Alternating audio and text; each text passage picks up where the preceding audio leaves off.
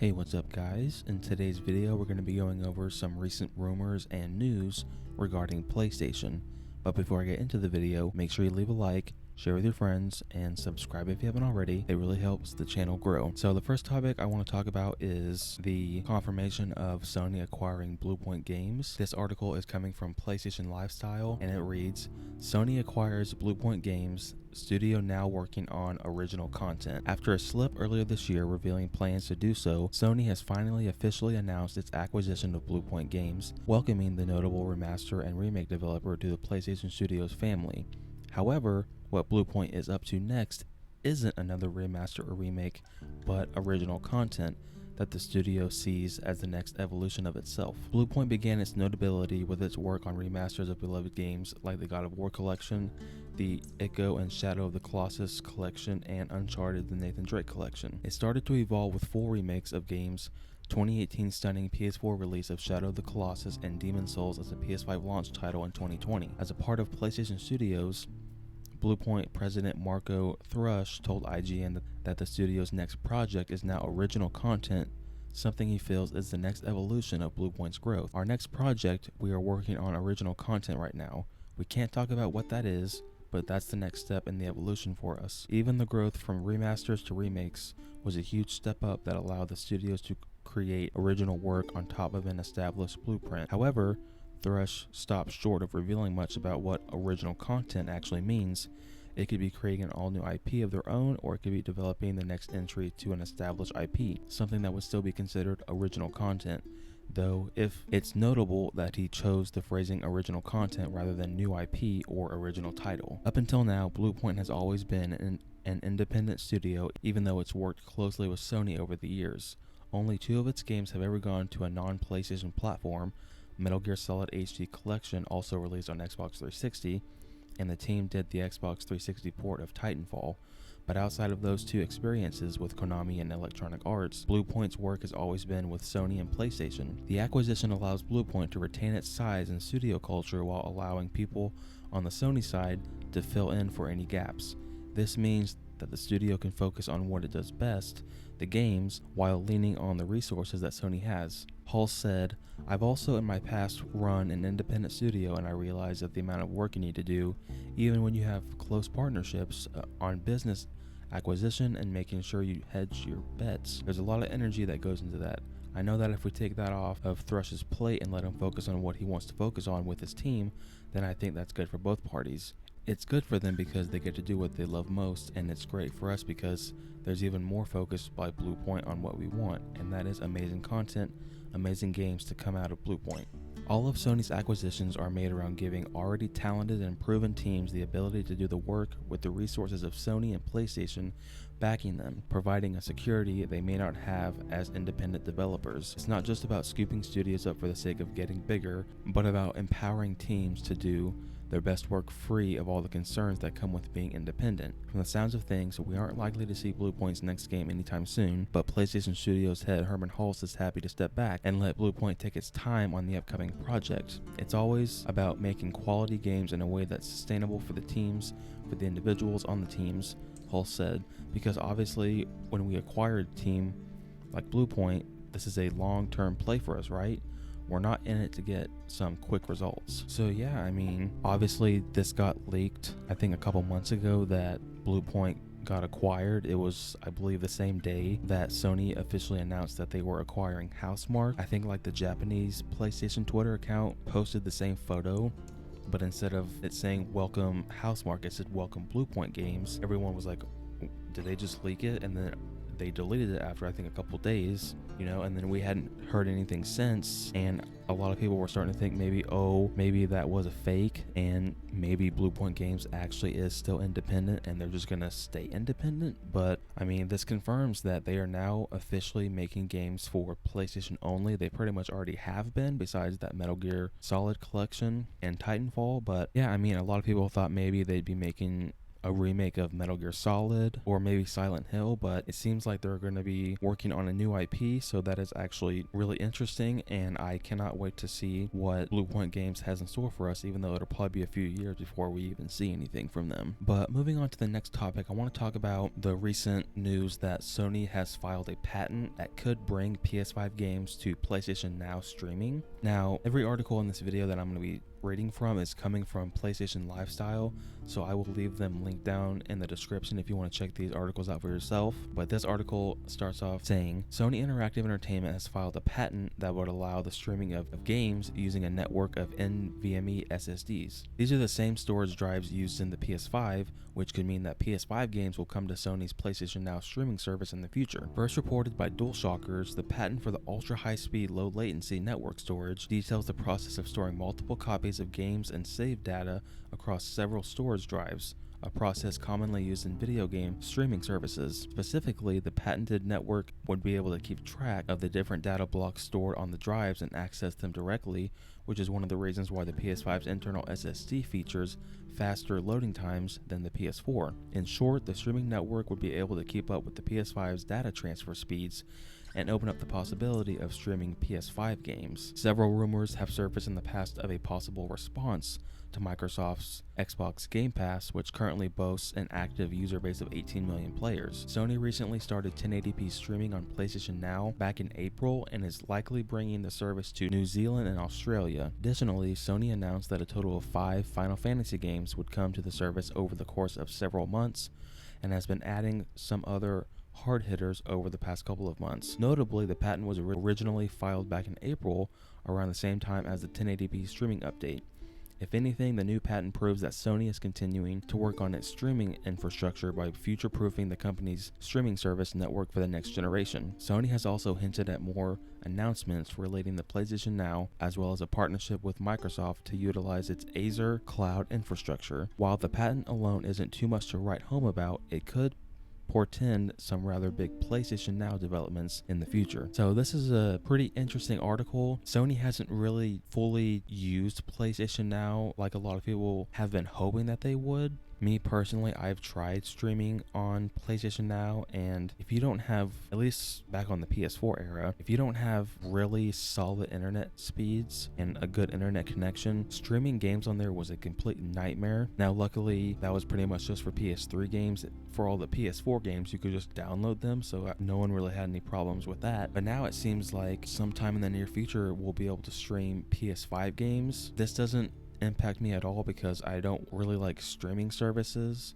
I like buying my stuff. I'm a physical collector, so I'd rather have a PS5 copy of a game if I have the option. So I'm not really going to use PlayStation Now for PS5 games, but if you guys are, just let me know down in the comment section down below. But moving on to the next topic, there is a massive rumor apparently coming from Konami, and it says, Konami gearing up to announce new Castlevania, Metal Gear Solid Revival, and multiple Silent Hill games. The reliable folks over at Video Games Chronicle claim to have heard from their publishing sources that Konami is in fact gearing up to announce a revival of its beloved IPs, Castlevania, Metal Gear Solid, and Silent Hill. Following years of rumors and reports, VGC's sources have said that Konami is gearing up to publicly showcase its plans at major shows next year, provided that the ongoing pandemic doesn't throw a spanner in the works. Publisher reportedly pulled out of E3 2021 because of timing issues, but already had a number of key projects in the works. According to VGC, the first project is a new Castlevania game that will be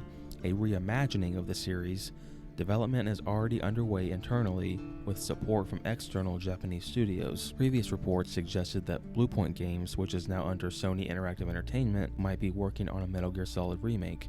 VGC sources claim that while a remake is in the works, it's being developed by an external Chinese studio. What's more is that this remake is based on Metal Gear Solid 3 Snake Eater as opposed to the original release. Konami also intends to release remasters of the original Metal Gear Solid games for modern consoles ahead of the larger project. Last but certainly not least, VGC has once again lent credence to reports that a Silent Hill game is in the works. However, the website's sources claim that there are multiple Silent Hill games in development at various external development studios.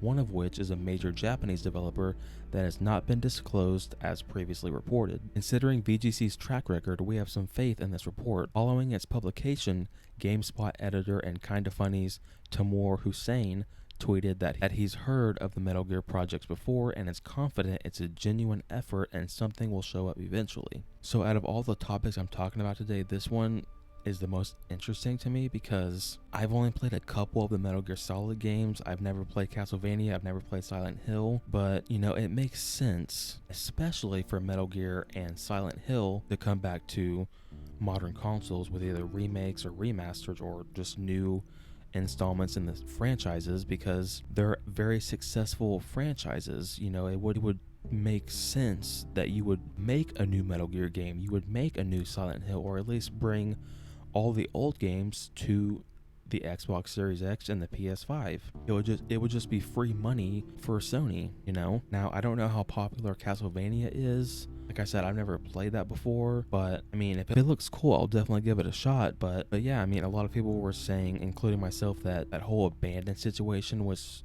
maybe like Kojima behind the scenes, and it's going to be like a Silent Hill, which I think it's safe to say that that's not the case at all. And it's starting to seem like Bluepoint isn't doing anything with Metal Gear Solid, at least for the near future. So it seems like some random company is going to be remaking or remastering these games. So let me know in the comment section what you guys think. Do you think Konami should be making these games, or do you think they should be allowing developers like Bluepoint to make these games? Now, moving on to the next topic, we are going to be discussing the confirmed actual reason why God of War Ragnarok was delayed. So the title of this article reads, Kratos voice actor Christopher Judge says God of War Ragnarok was delayed because of his medical issues. Kratos voice actor Christopher Judge has revealed that Santa Monica Studio and Sony Interactive Entertainment had to delay God of War Ragnarok because of his medical issues. Judge told fans on Twitter that in August of 2019, he couldn't walk and ended up needing to have both hips replaced along with back surgery and knee surgery. Santa Monica Studio waited for him to finish rehabilitation before continuing development. In June this year, Cory Barlog took responsibility for the delay after writer Alana Pierce started receiving vile messages from internet trolls. And this is a quote coming from Judge himself. My feels right now, I need to be forthcoming. This has been approved by no one. To the beloved fandom, Ragnarok was delayed because of me. August 2019, I couldn't walk. Had to have back surgery, both hips replaced, and knee surgery. They waited for me to rehab. No threats, no, who do you think you are? Nothing but love and support. And Sony Santa Monica has never said a word about the delay and what caused it. Studios are a-holes, but this company from top to bottom should give us hope. What they did for the crew is way more. Judge went on to thank Santa Monica Studio as well as the fans. He praised the development team for showing him love and support through the process. In one tweet, Judge revealed that he quit the role when he found out that Barlog wasn't directing the sequel. However, Barlog convinced him to stay by asking Judge to trust Ragnarok director Eric Williams. Judge now has nothing but praises to sing. He said, Eric is a beast, Judge recalled. I said, he better be.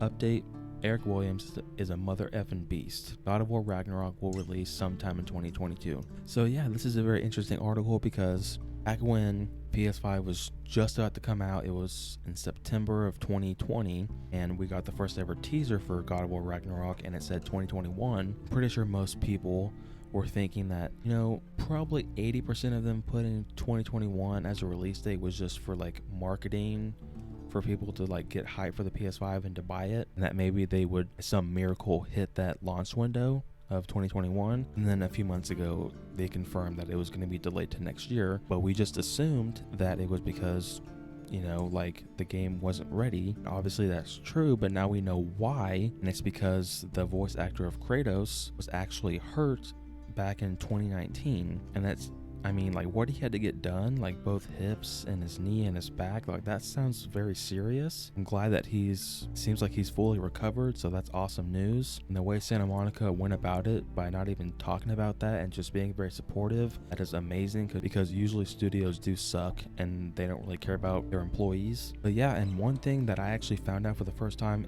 reading this article is that apparently whenever Christopher Judge found out that Cory Barlog wasn't going to be directing the sequel, that he quit. So I mean, that's actually mind-blowing to me. So like, what did he like tell Barlog that like, well, I'm not playing Kratos, you got to find someone else? You know, like that like kind of blows my mind. But thankfully Barlog did convince him to come back, and apparently Eric Williams is really good. You know, I mean, of course Christopher is gonna say that, you know, oh, this game's amazing, and obviously, but I mean, I believe it's going to be. You know, I don't know Eric Williams at all. I don't know if he's been the director of any games in the past. So, I mean, fingers crossed. I mean, I have high expectations for God of War Ragnarok. It's my most anticipated game of 2022. So yeah, guys, let me know down in the comment section what you think about this article in particular. Did you guys know that Christopher got this surgery and that this was the reason why God of War was delayed? Just let me know, what are your expectations for how you think the game's gonna end up being by the time it comes out. But moving on to the next topic, we're going to be talking once again about the Grand Theft Auto Trilogy Remastered that's apparently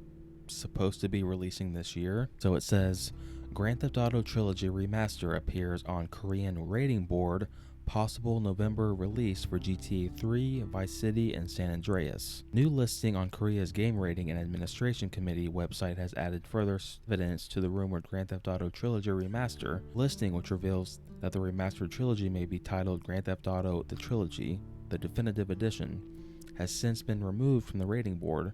The remastered bundle is set to include 3 PS2 era Grand Theft Auto titles, GTA 3, San Andreas, and Vice City. Previous reports from August indicated that the GTA trilogy would release sometime between October and November. Specifically, Kotaku stated that the game would release for the PS4 and PS5. However, the pandemic was affecting release plans and that it could be subject to change. Originally, reports said the trilogy was planned as a bonus for those who purchased the upcoming PS5 version, Grand Theft Auto 5. Unfortunately, those plans seem to have changed as the PS5 and Xbox Series X release. GTA 5 was pushed to March 2022. Fortunately, Kotaku's inside sources now say that Rockstar is planning to release the trilogy in November. While it may seem a bit sudden for such a high-profile release, it's important to note that Rockstar has already teased some important announcements coming on October 22nd, 2021, the 20th anniversary of GTA 3. Rockstar also mentioned that future remasters of its most popular titles would depend on the reception of its initial re-releases.